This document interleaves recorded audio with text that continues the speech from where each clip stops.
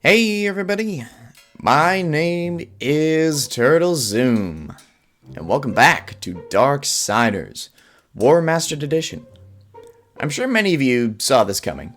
My story explained video for Amnesia is still getting views as of me writing and recording this, so I figured I'd give this kind of video another try. The game I played for my first Let's Play was Darksiders Warmastered Edition, one of my favorite game series ever. The first time I played it was actually not very long ago. I got into the series when I was gifted Darksiders 2 for the Wii U for Christmas back when I was a kid. So it made me want to visit the first installment, which I first did only about a year or so ago. Since then, a third and fourth installment have come out, and they will be appearing on this channel as well one of these days, don't you worry. For now, I wanted to visit the story of the first game here, mostly because it confused the hell out of me the first time I played it, and also because these story explained videos really seem to work.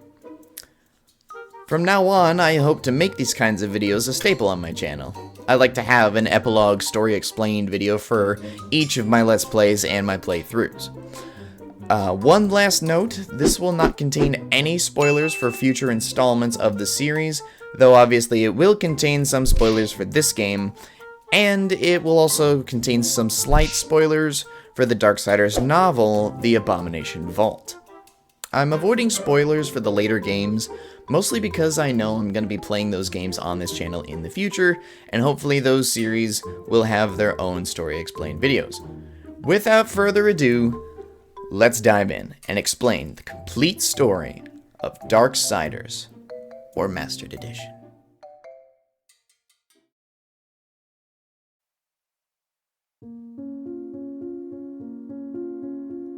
The Darksiders universe is simply known as creation. Within this universe there are countless realms, the greatest of which are the three kingdoms: heaven, hell, and the kingdom of man.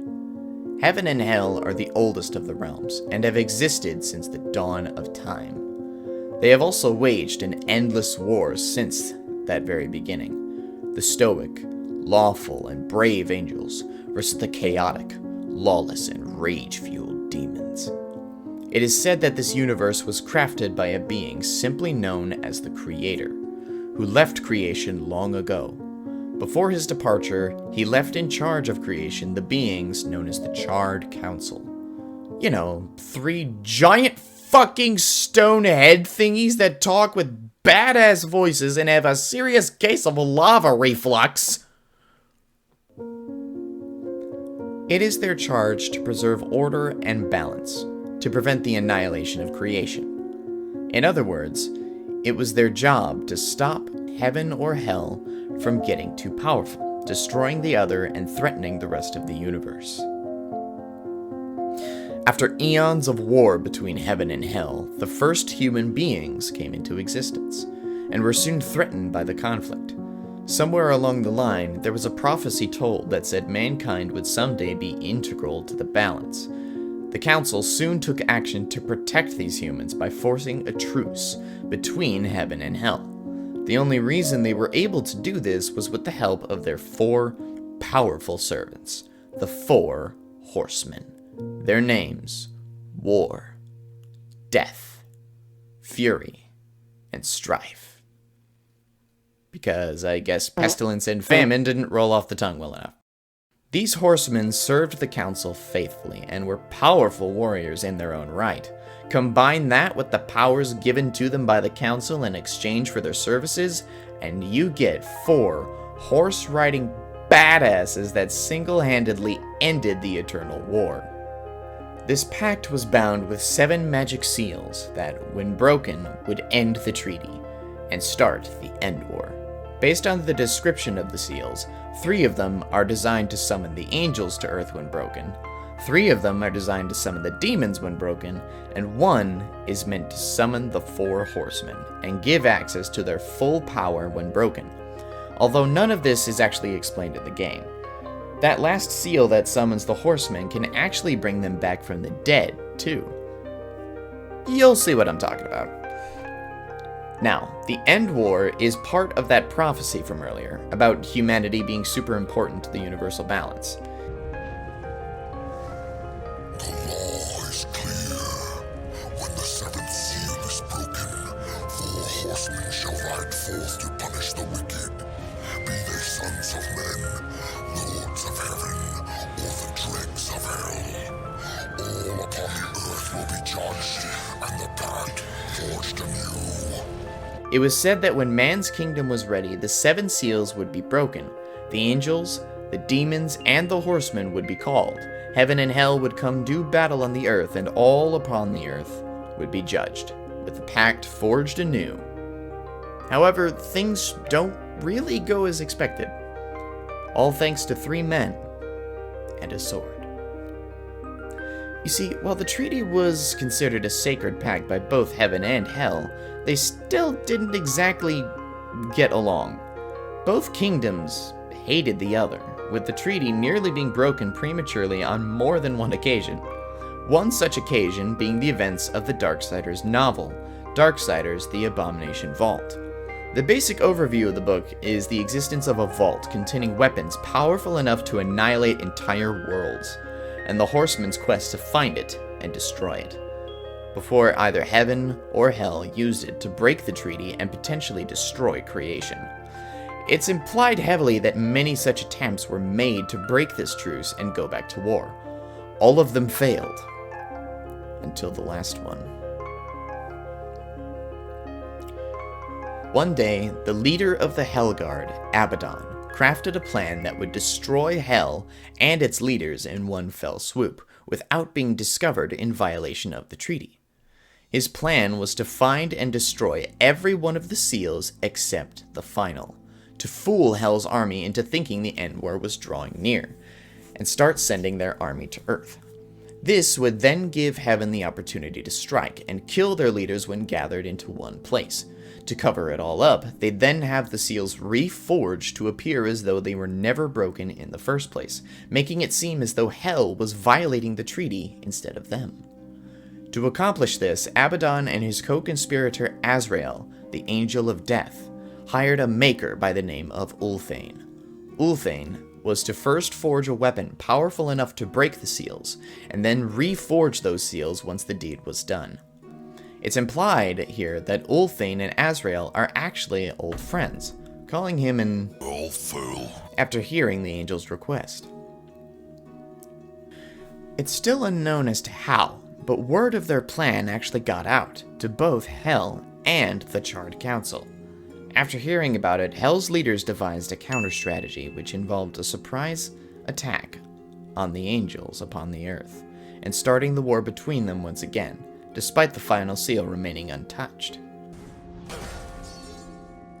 They knew. How did they? The best laid plans, or so the humans used to say. You did this? You plotted and schemed to call us to this world. I simply took advantage of your initiative. No. When the Charred Council learned of this scheme, they knew they needed to act, but could not send the horsemen to stop Abaddon. They knew that with the final seal intact, they could not be called for the End War, as they had no real proof of Abaddon's betrayal. After some discussion, they decided on their plan. Abaddon must be punished. He bends the law to his will, laughs in the face of the council. What proof do we have? The seals are intact. No doubt the angel had help, but from whom? Until we know, we must wait. His act breeds open defiance. The council weakens. How long before we are overthrown? We cannot stop Abaddon, but there are others who might, if they had reason. We dare not send the four. Without proof, there is no justice, only murder. They will see no reason in this assassination. We will send one, for whom vengeance is reason enough. The council's plan was to send only one of the horsemen. the youngest and quickest to anger War, down to earth alone by sending him a fake signal, fooling him into thinking the End War had begun. And this is where the events of the game begin. Once War lands in man's kingdom, he finds that heaven and hell are already at war. He wastes no time bashing, slashing, and pulverizing both demons and angels alike. I suppose he could kill some of the humans running for their lives, but why would he? They're still just innocent little humans. It couldn't hurt. Is that guy shooting me? Slowly over the course of the battle, War notices that his powers are being slowly stripped away. This turns out to be the Council's doing, but War doesn't yet know this. Eventually, War comes across Abaddon, who was not expecting to see any of the horsemen, remarking about how the seventh seal, the one that summons the horsemen, was never broken, before being crushed in a surprise attack by the demon Straga.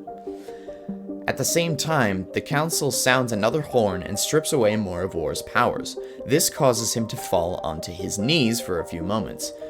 To the eyes of Uriel, Abaddon's right hand, who totally had a crush on him, this appears as though Straga emerged, killed Abaddon, all while War was kneeling before him, convincing Uriel that War was serving hell. If she had just stuck around for a few minutes after that, she would have seen War and Straga have their epic boss battle, which ended in War being crushed because of the Council draining his powers, but not before giving Straga a nice gift of Sword in the Eye. Oh, fuck. I can't believe you've done this. After Abaddon gets crushed, he finds himself presumably in hell, face to face with a then unidentified female demon. She reveals to him that she caught wind of his schemes, and would expose him to the rest of heaven and the Council for his crimes, for which he would surely be executed, unless he joined her, and took up the mantle of Destroyer. Abaddon is reluctant at first, but eventually his spirit breaks. The demon offers him one choice. Would he serve in heaven, or rule in hell? So I offer you this choice. Would you serve in heaven, or rule in hell? His answer was transforming into a dragon, and setting out to become the new leader for Hell's army. In the game's final fight, we can see that Abaddon can still take on the form of an angel, just a very goth one. He uses this form to find Azrael, who takes him to the Garden of Eden. He came to me after his death. Abaddon, alive, and I wanted so much to believe. I was such a fool. Azrael, you saw Abaddon after he fell. Saw him. I brought him here to Eden. What treachery is this, Azrael? Eden doesn't exist. Not anymore. Ignorant sprite. I bore witness as the first ones were cast out and the garden fell to ruin. I could not let heaven's first gift and greatest weapon simply rot, or worse, fall to darkness. I hid it away. Eden was meant to be a gift to mankind, but was sealed away by Azrael himself some time ago out of fear it could fall to darkness. Abaddon is taken before the Tree of Knowledge, a tree that bestows gifts upon those that visit it. Each who comes before the tree receives a different gift. Some receive nothing. Others are driven mad by visions, or simply destroyed. It's reasonable to assume here that Abaddon was given the driven mad with delusions option, who then captures Azrael and takes him prisoner. He then forces Azrael to open the way to the Well of Souls, the place that all souls go to be reborn into the world of the living, so he can draw power from the infinite souls flowing from it and become nearly invincible. With their destroyer behind them, Hell would go on to win the war against Heaven and claim the Earth as their domain. Needless to say, humanity was pretty screwed, and before long, they were wiped off the face of the Earth. Completely extinct. War later wakes up to find himself in front of the Charred Council, who accuse him of conspiring with Hell to break the treaty. You forget your post, horseman. You forget the law. No call was given, yet the destroyer marched, and there you were found, under his black banner, if the claims are true. To hell with your claims! Their reason for doing this is to fool War into traveling back to Earth to clear his name, and restore the balance by killing the destroyer. They attach a creature known as the Watcher to War's body, under the guise of needing it to keep an eye on him. With the Watcher and his trusty sword Chaos Eater at his side, War sets off to Earth. He is told by the Council to seek out a demon named Vulgrim to aid War in his quest with information, weapons, and tools in exchange for souls. Upon arriving, War finds the Earth in a much worse shape than he left it. Demons were running amok, and the whole place was infested with zombie-like creatures known as the Wicked. Wicked are reanimated corpses of humans that were left behind after the war. The End War is kind of like this universe's version of the Rapture, where the faithful are taken into heaven and the wicked are sent to hell. In this case, I guess the faithful moved on to the Well of Souls, and the wicked were left behind on the earth as mindless husks with sick dance moves.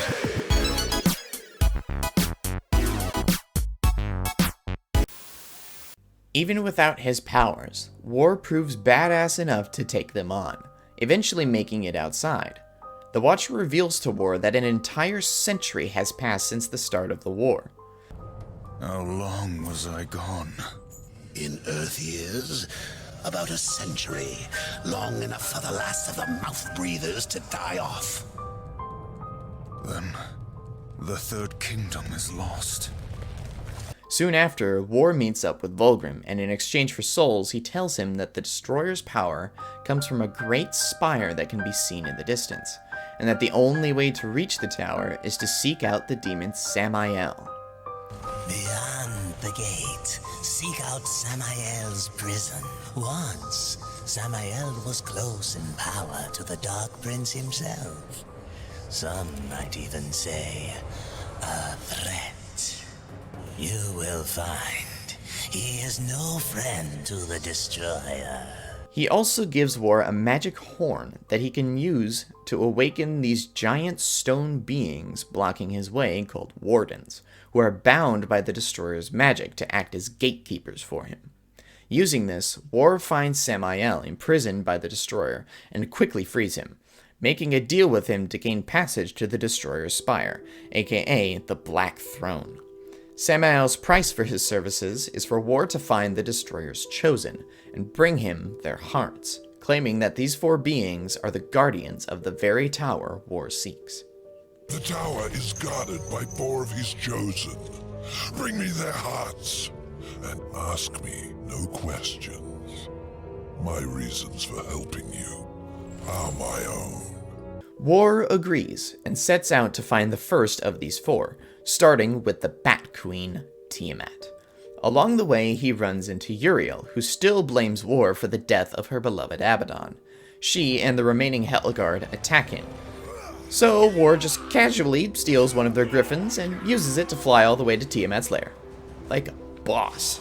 Once there, War makes his way to the top and confronts her. After their ensuing battle, ripping off her wings and preparing to tear out her heart, she tries and...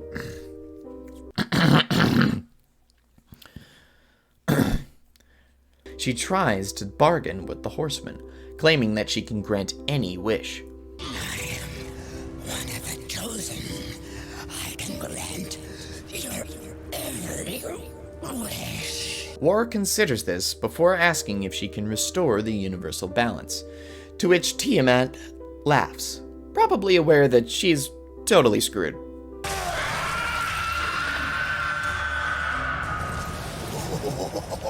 No wonder Samael wants this thing. It's coursing with power. With the first heart in his possession, War returns to Samael, who tells him his next target, the Griever. He tells War that to reach the Griever, he will have to confront Ulthane, aka the Black Hammer. But first there is an obstacle that must be removed. Ulthane. The same maker who conspired with Abaddon and Azrael to break the seals.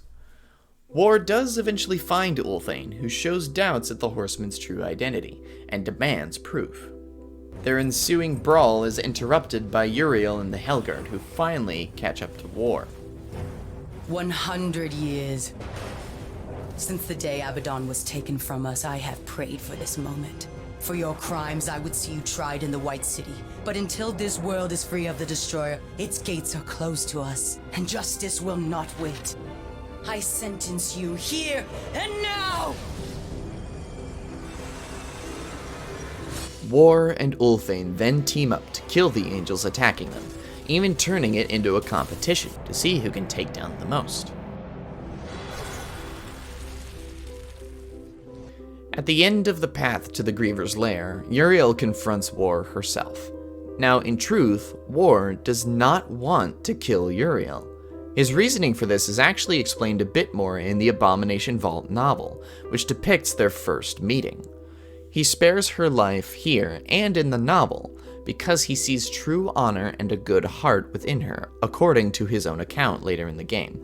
But there are implications that perhaps War even has feelings for Uriel. And what do you know of Uriel? I thought the horsemen were above such earthly pursuits. Not like he's the kind of guy to ever show that sort of thing. The Helguard retreat, and Ulthane shows War the way into the Griever's lair. It's here that I want to explain what this thing actually is. It's clearly not an angel, but it doesn't seem like a demon either. Come to think of it, there are a bunch of enemies throughout the game that don't fit either description. What these guys are actually things called abyssal creatures. In the Darksiders universe, there lies a place called the Abyss, a realm of chaotic darkness, similar to what we think of as the Void.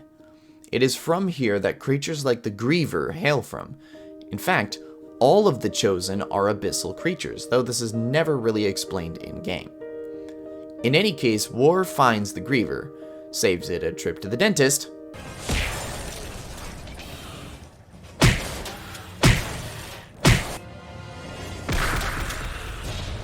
and takes its heart as well.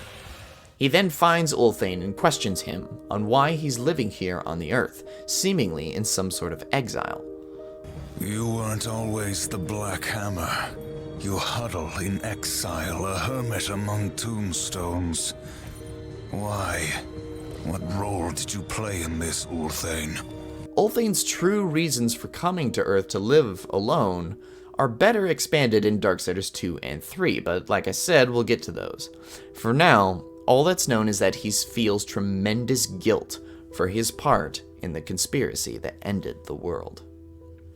After returning to Samael with the second heart, Samael then sends word to the Ashlands to find the Stygian, a giant, terror-inducing worm from the Abyss. It is here that he reunites with his trusty steed, Ruin. Ruin is a creature known as a phantom horse, which originates from a realm called the Far Fields. Each of the horsemen were tasked with taming one of these horses when they first became the Council's servants, and Ruin was War's. War finds Ruin being ridden by a demon in the Ashlands. This demon is the leader of a gang of demons that catch ashworms for sport, the same creature as the Stygian War is searching for. After a heartfelt display of trust and reuniting with his horse, War travels further into the demon camp and finds the Stygian, deep in their camp in chains. It frees itself, of course, and War has to force it to eat lead. The beast hide is too thick to be pierced from the outside. I must cut through it from the inside.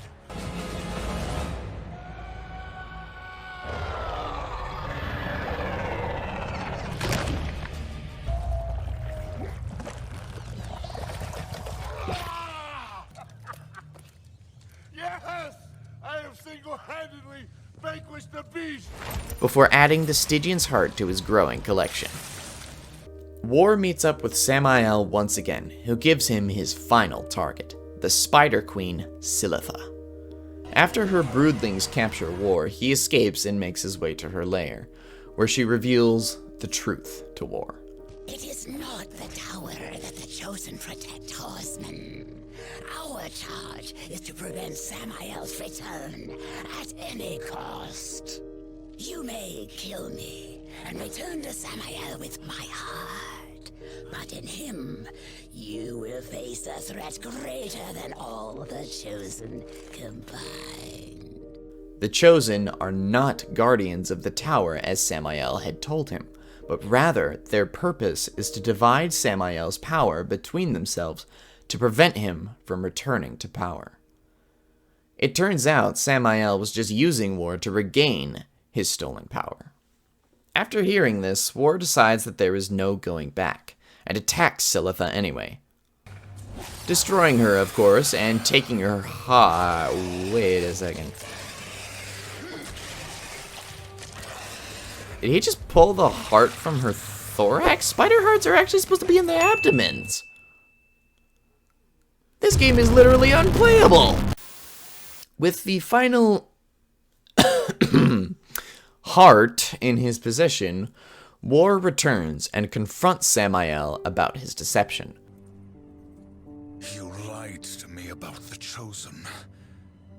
They never guarded the tower. What does it matter? Our deal wasn't for ancient history. I promised you the tower, and you shall have it.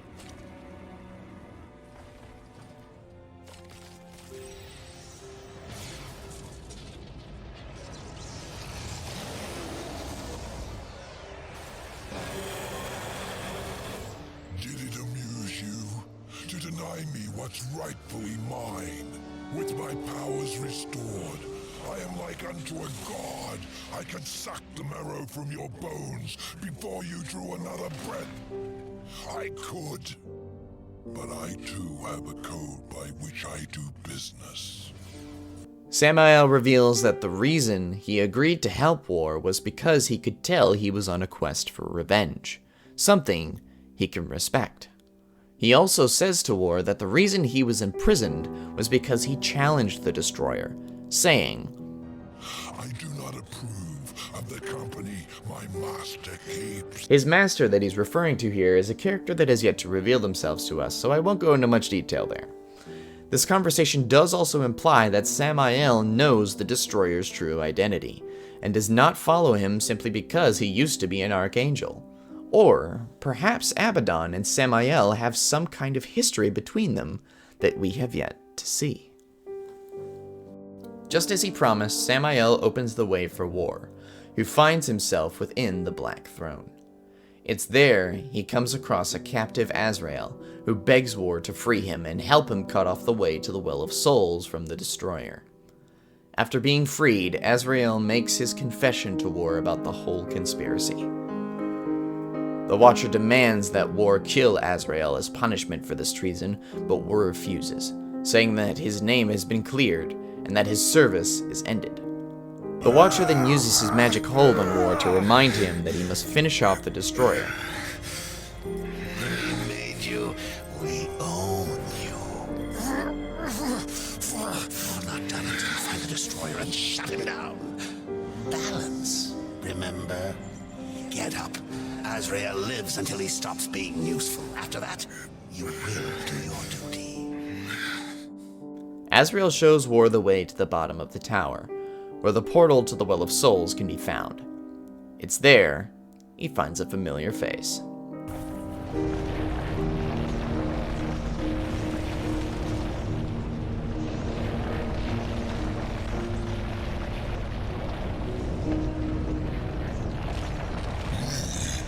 You are stronger than strong, I remember it.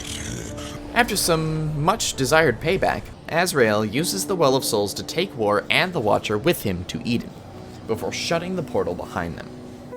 It's here where Azrael reveals that Abaddon found him and asked him to bring him here to the Tree of Knowledge. After War does some training to unlock his Bankai, War then visits the tree himself, and is given the gift of the truth. He learns the Destroyer's true identity, the real reason he was sent to Earth alone, and the battle that would soon take place at Heaven's gates. The tree showed him that the Charred Council decided to use him to kill Abaddon despite there being no call for the End War, and that he would be killed afterwards to tie up loose ends. It also showed him that Abaddon planned to storm Heaven's gates, and that Uriel would lead the Hellguard against him, and fail. Finally, the tree gave him the first piece of the weapon he would need to take down the Destroyer, the handle to the Armageddon blade, the same sword forged by Ulthane to break the seals all those years ago. War returns and explains what he found to the Watcher and Azrael, though War returns and explains what he found to the Watcher and Azrael, though he's careful not to reveal that he learned the truth about the Council to the former. What else did you see? I saw nothing else. Azrael takes them back and gives War the means to find the Armageddon blade fragments, and tells him to take them back to Ulthane, who could reforge the sword for him. War retorts to Azrael, saying that when all of this was over, he would punish all of the conspirators, including him. Azrael responds, saying that he will accept the punishment for his sins when the time comes, and only wishes to be of use to him in the meantime. Go. Waste no more time on me. And tell Ulthane he is the last hope of an old fool. War returns to Ulthane and reveals the truth of Abaddon's fate to him, and tells him of his request. Ulthane is devastated to learn of Abaddon's fall from grace, but agrees to reforge the sword for him. On his way to collect one of the fragments, War runs into Uriel once again, who states that she has come alone. She makes a claim to War's life through a death oath called the Nex Sacramentum, an oath that can only be broken when one dies at the hand of the other. This is her final move to take her revenge. After a tough battle, War defeats Uriel, but does not kill her. War? Don't you dare walk away from me!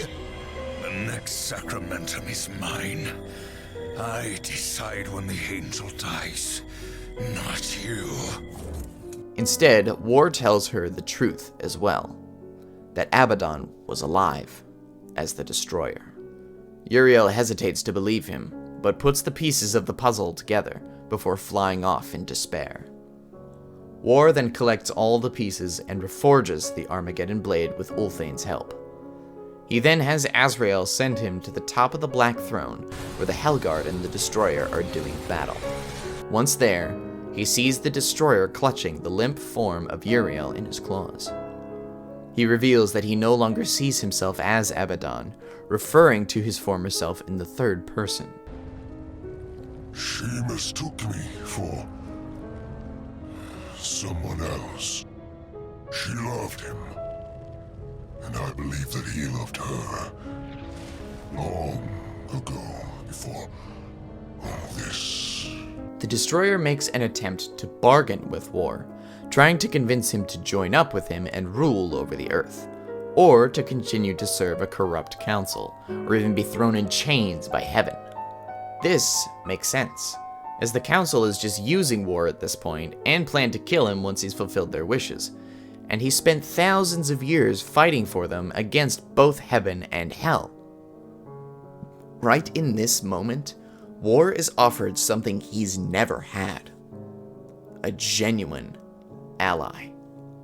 War is offered the same question as Abaddon was once before. I offer you this choice, horseman. Would you serve in heaven or rule in hell?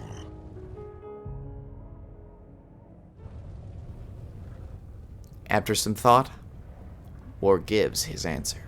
I choose what once a coward did not.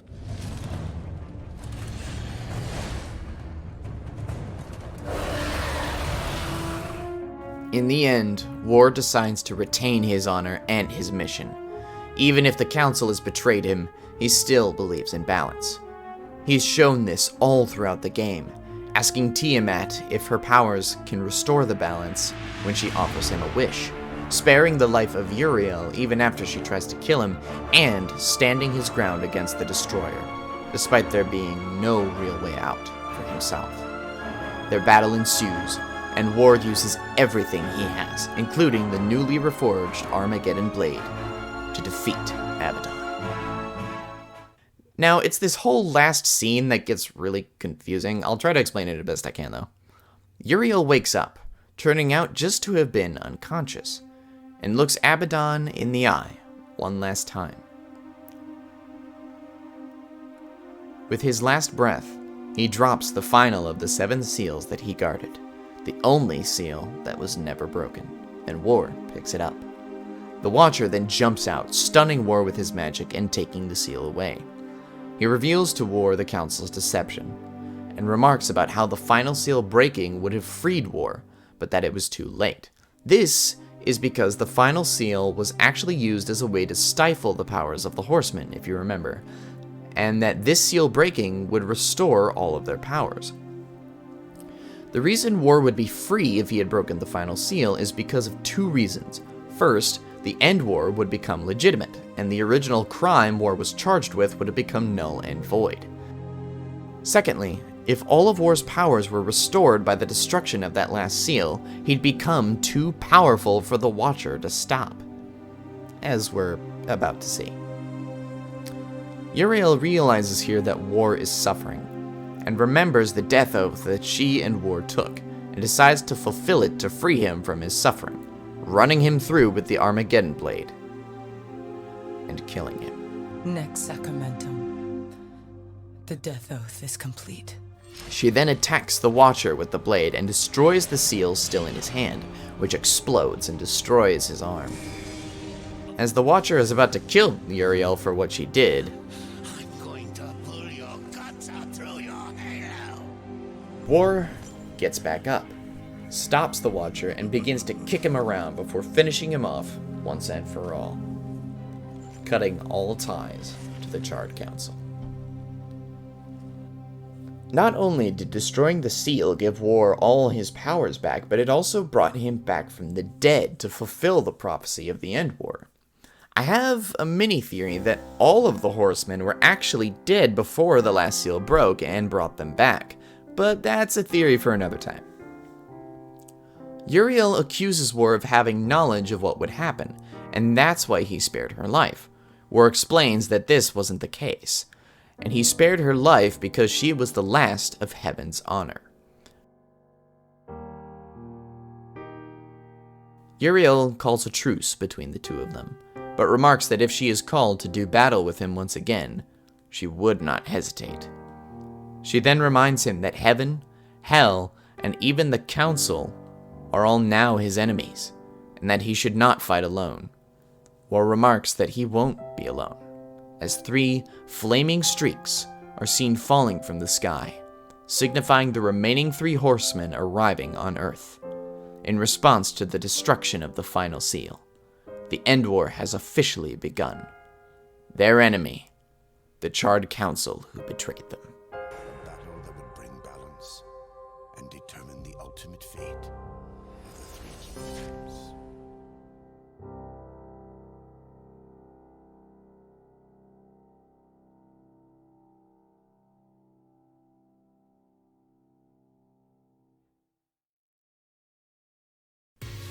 Holy shit, another long script. This was a much harder script to write because there is still so much of the story that is confusing to me. I had to do a lot more research for this one. The part that still confuses me the most is the motivation of the Charred Council in this instance. If it is to be believed, it sounds like they actually planned to get all 4 of the horsemen killed. I really don't get why, given that the 4 are super powerful and super loyal to them. If you want to know more about it, I recommend checking out the Wiki page for the Charred Council. I will warn you, there are spoilers there for future Darksiders games, of course. There are some aspects of this game I couldn't fully go into detail about, as the explanations are found in future games. For instance, what exactly are the Makers, or the Wardens? How do realms work? How does the afterlife work in the Darksiders universe? What exactly are the Horsemen, and where did they come from? All of these questions and more will be addressed in Darksiders 2 Definitive Edition, coming to this channel sometime down the line. Anyways, I do hope this video helped as much as the Amnesia one did. No hints to drop for the end of this one since my Mario Galaxy playthrough... Since my Mario Galaxy Let's Play is already over. I should have dropped a hint for Let's Play number 3 at the end of it though. Ah, shit. I just realized I'm gonna need to make a story explain video for Mario Galaxy, aren't I? Fuck berries. Okay, oh my... Anyways, thank you so much for watching. My name is TurtleZoom, and I will see you all next time. See ya.